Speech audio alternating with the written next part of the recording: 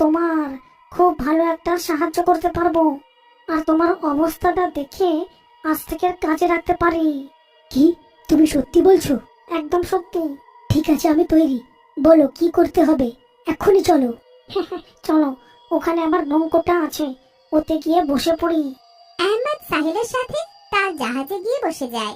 সাহিল জাহাজটাকে অনেক দূরে নিয়ে যায়, আর অবশেষে ওরা একটা দ্বীপ দেখতে পায়। আহমেদ আর সাহিল দুজনেই জাহাজ থেকে নেমে যায়, আর আহমেদ সাহিলের পেছনে হাঁটতে লাগে। দ্বীপটা অমানব মনে হচ্ছিল, আর অনেক দূর পর্যন্ত ওখানে কোনো মানুষকে দেখা যাওয়া যাচ্ছিল না। কিছুক্ষণ হাঁটার পর একটা অনেক বড় ফ্যাক্টরি আসে। আরে কত বড় ফ্যাক্টরি! বাইরে থেকে তো মনে হচ্ছিল কি নিস্তব্ধ এই আইল্যান্ডটা। এটাই তো ক্যালমা, এই ফ্যাক্টরিতে তোমার কাজ